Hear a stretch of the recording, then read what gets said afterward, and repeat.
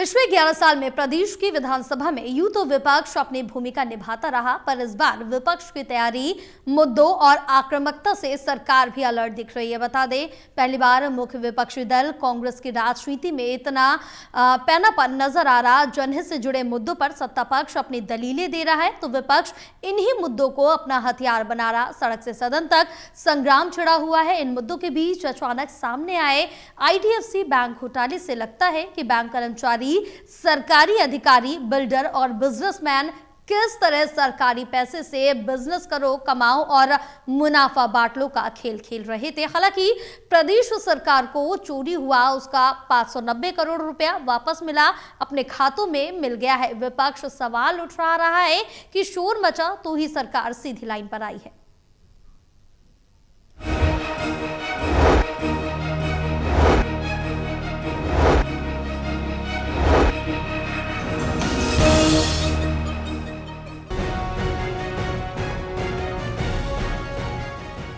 हालांकि प्रदेश में 11 साल से बीजेपी की सरकार चल रही है, पर बहुत वक्त बाद ऐसा दिख रहा है कि सदन में विपक्ष से सरकार को इस बार लोहा लेना पड़ रहा है।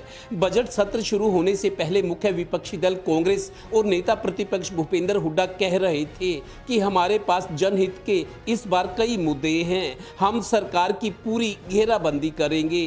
तैयारी भी अच्छी थी, पर सदन की कार्यवाही के दूसरे दिन ही IDFC बैंक में प्रदेश के विभागों के 590 करोड़ रुपए के घोटाले का मामला सामने आते ही एक तरह से सड़क से लेकर सदन तक संग्राम छिड़ गया।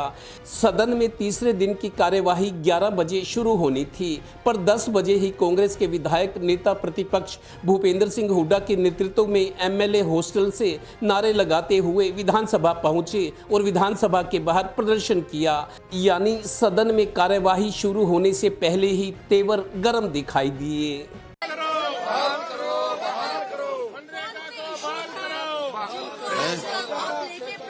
मुद्दे ही मुद्दे हैं। ये सरकार हर उसमें विफल है।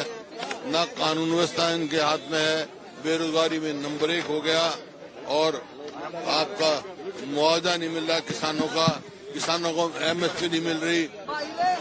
हर मुद्दे पे सरकार विफल है। अब मनरेगा जो गरीब आदमी के लिए था उसको बदल रहे हैं, उन्होंने फैसला कर लिया है उसको खत्म ही करना है।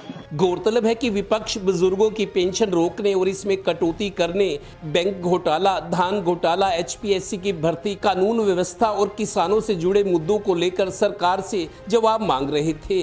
अभी तो सदन कई दिन और चलना है। आपने क्या कार्रवाई की? मैंने बताया है ना जी, बैंक ने अपनी अपने आप को बचाने के लिए, क्योंकि उसकी भी एक क्रेडिबिलिटी है। 21 फरवरी को लिखा स्टॉक एक्सचेंज को, उसकी भी 4 दिन तक, आज ये जब पहले जांच हुई ना जी तब लिखा हुआ है। गौरतलब है कि 11 बजे सदन की कार्यवाही शुरू होते ही वृद्धों की पेंशन, फिर बैंक घोटाला, खिलाड़ियों के मुद्दे और पेयजल, सड़कों की मरम्मत जैसे मामले उठाए गए। कई बार हंगामा भी हुआ। CM भी बार बार उठकर विपक्ष के हमलों को उन्हीं की ओर मोड़ना चाह रहे थे। तैश में आए मुख्यमंत्री ने कह दिया कि इस सरकार में घोटालों की जांच होती है, कार्रवाई भी होती है। कांग्रेस राज की घोटालों की कई फाइलें मेरे पास हैं। खैर, सड़क से लेकर सदन तक सत्ता पक्ष और विपक्ष एक दूसरे पर हमलावर हैं। अभी तो तीसरा दिन ही है, होली तक अभी कई सीटिंग्स और होनी है। सियासी हमलों की चाल देखो, ढाल देखो और अंजाम देखो।